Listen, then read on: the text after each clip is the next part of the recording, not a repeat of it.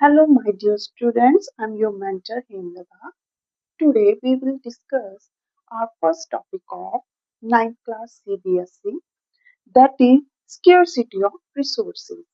So, अभी आप जैसे कि आपको स्टूडेंट्स पता है कि अभी अभी ही जस्ट इकोनॉमिक्स स्टार्ट हुई है, तो सबसे पहले आपको इकोनॉमिक्स की डेफिनेशन पता होनी चाहिए। इकोनॉमिक्स क्या है?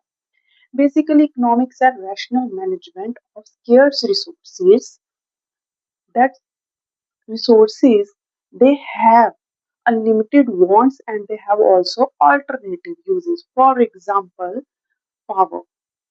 We use power for fan, for light, for washing machine, for AC, and so on. Okay, like we have milk. Milk we use for curd.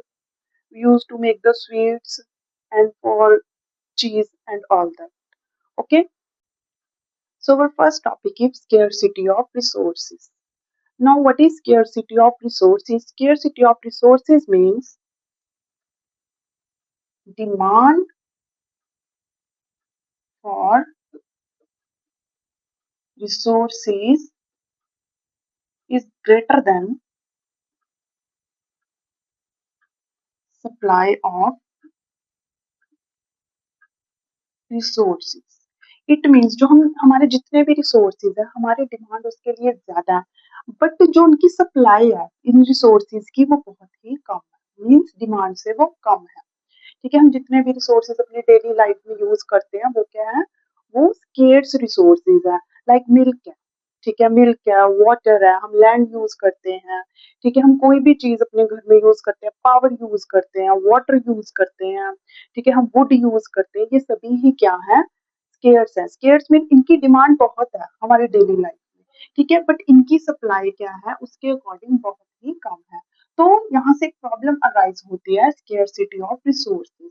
So scarcity of resources होता है, ठीक है, but हमारी जो wants है वो तो unlimited है। तो हमें क्या करना पड़ता है, उसमें से हमें डिसाइड करना पड़ता है कि हमें कौन सी वांट्स को सेटिस्फाई करना और कौन सी वांट्स को नहीं करना। तो हमें इन रिसोर्सेज को बहुत ही एफिशिएंटली एलोकेट करना पड़ता है कि जो हम अपनी ज्यादा से ज्यादा अपनी नीड्स को क्या कर सके, पूरा कर सके। So students, now we will discuss about resources. Now what are the resources? Resources can be anything that is used to satisfy human wants.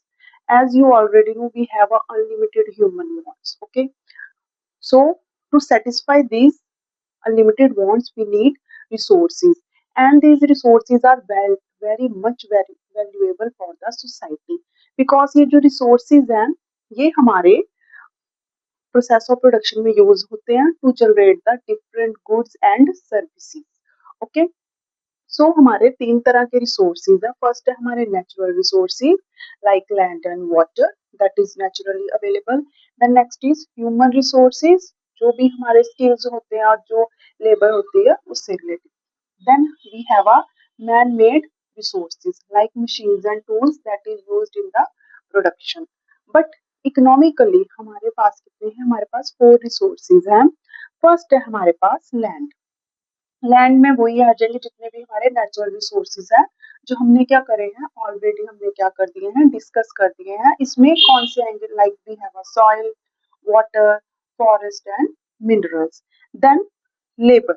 Labour जो भी उसका फिजिकल वर्क होगा लेबर का और जो उसका मेंटली वर्क होगा वो दोनों ही आएंगे, क्योंकि जो फिजिकली और मेंटली जो लेबर का वर्क होता है वो दोनों ही हमारे प्रोडक्शन प्रोसेस में बहुत ही इंपॉर्टेंट है।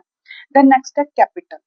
कैपिटल जो भी हम मशीन्स, टूल्स और बिल्डिंग्स वगैरह यूज करते हैं in the process of production to generate some goods and services.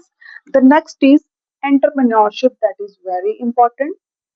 Entrepreneurship में क्या होगा, कोई भी पर्सन जो करेगा प्रोडक्शन प्रोसेस को प्लान करेगा, ऑर्गेनाइज करेगा और क्या करेगा, रिस्क लेगा, और जो भी जितने भी रिसोर्सेज हैं, ठीक है, जो प्रोडक्शन प्रोसेस में रिसोर्सेज हैं, जो भी हमारे इनपुट्स यूज होते हैं प्रोडक्शन प्रोसेस में टू फॉर्म सम आउटपुट्स, वो कौन यूज करेगा, एंटरप्रेन्योरशिप। तो स्टूडेंट्स ये थे हमारे resources. I hope students you like this video. Thank you.